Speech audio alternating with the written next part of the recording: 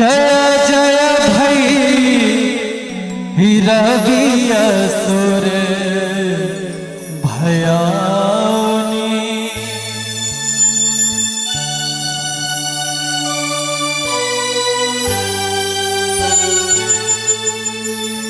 जय जय भई रवि असुर भयानी।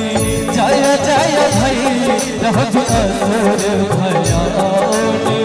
पशुपति भामिनी माया सहज सुमति भर दिया है गोसानी।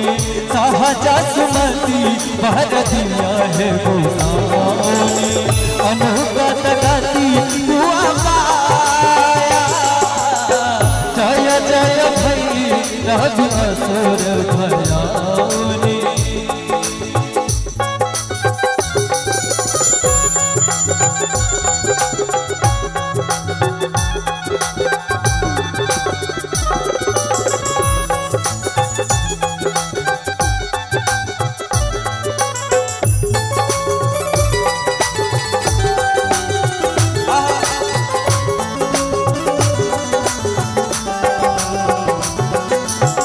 वासर रैन सवासन शोभित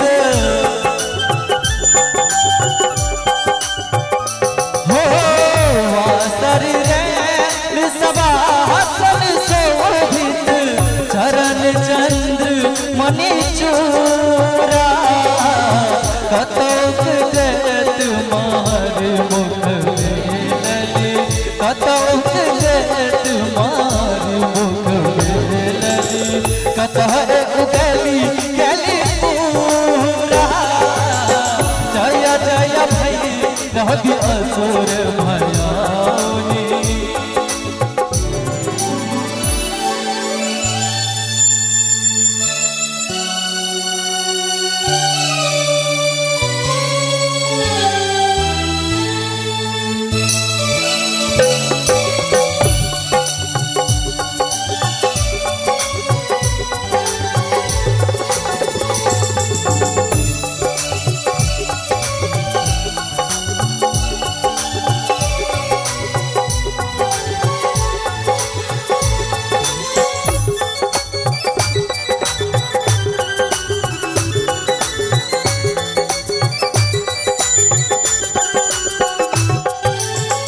सावर वरनयना अनुरंजित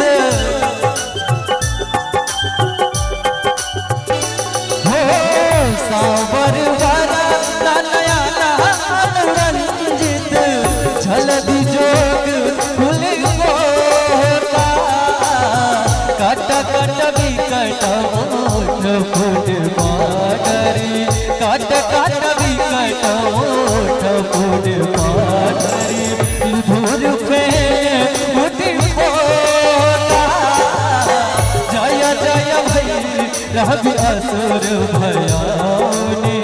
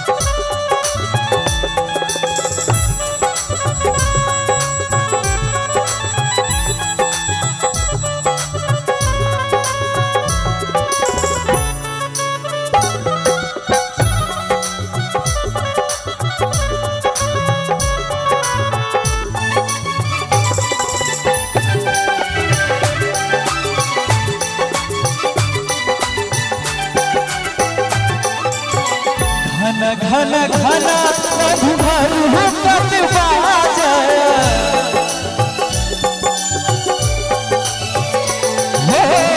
घन घन घन घुघरू कट बाजे। हन हन करी हुआ